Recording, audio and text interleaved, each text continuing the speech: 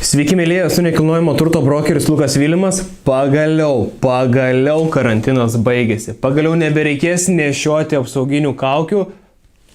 Na, bet jas mūsų valdžia vis tiek rekomenduoja, bet tai tikrai nėra blogai, nes kitos ligos bus mažiau aktyvios. Papasakosiu jums, kokie pokyčiai nekilnojamo turto srityje įvyko karantino metu. Kodėl man atsišaukė net 5 preliminarios sutartys, kiek buvo parduota nekilnojamojo turto mažiau negu įprastai, kodėl bankuose būsto paskolų srautas sumažėjo net 20-30%, papasakosiu, kokiuose darbuose jūs neturėtumėte dirbti tam, kad tikrai gautumėte banko finansavimą norimam būstui įsigyti. Na, o dabar pradėkime nuo gerų naujienų. Tiems, kas ieško viešai nereklamuojamo naujos statybos, puikiai moderniai, stilingai, pilnai įrengto 2 kambarių būsto, parduodama su visais baldais ir buitinė technika, su požeminė parkingo vieta ir sandėliuku, kartu sudėjus tik už 85 000 eurų. Žiūrim, ką turim.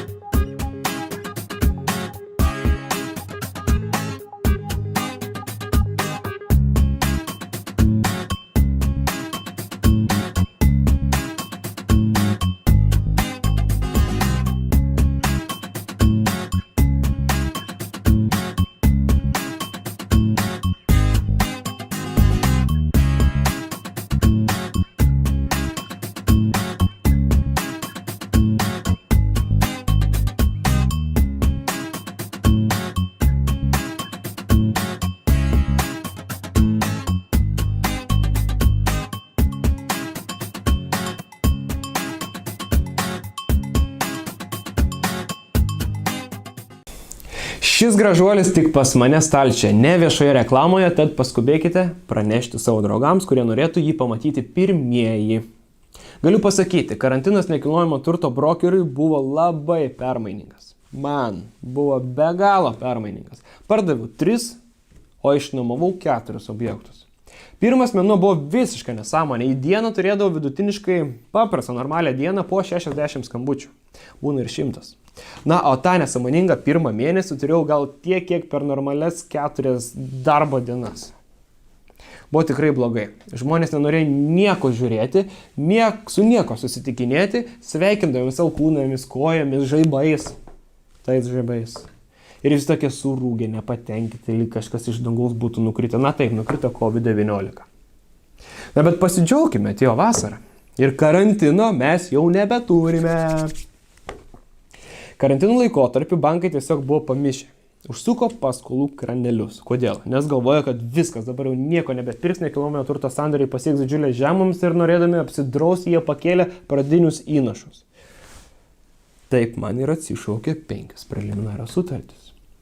Žmonės, kurie taupė visą gyvenimą 15% pradinį įnašą ir jiems pamt ir pakėlė 20%, 25%, 30%. Ir klientai, kurie taupė šios pinigėlius savo mylimam, norimam būstui nusipirkti, paprasčiausiai nebeturėjo pinigų ir nebegalėjo. Ir pačios tos sąlygos visiškai nebetenkino, jis buvo visiškai nelogiškos.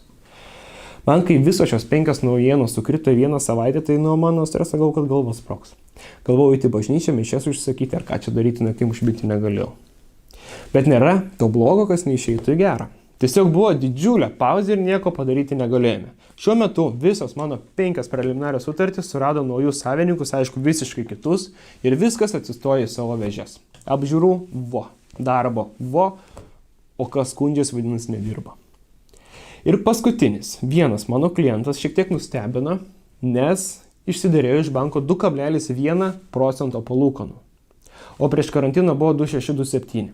Tad nenusiminkite, bankų sąlygos dabar yra Bet bankai atidžiau vertina aviacijos sektorių, transporto, apgyvendinimo, statybų sektorių, maitinimo sektorių, na ir pramogų versluose dirbančius žmonės. Na žinoma, sunkiausia yra tiems, kurie prarado darbus, kurie turėjo didžiulės prastovas, tad jiems su paskolom bus visiškai sudėtinga.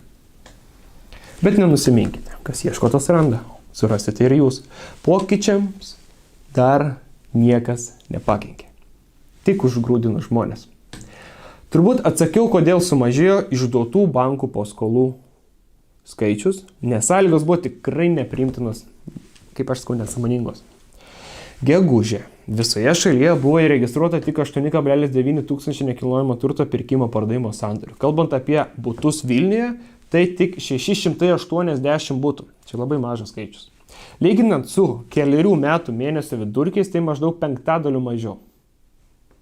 Geras naujienos, kad karantinas išaugino stipriai individualių namų rinką. Sodų, namelių, sodybų.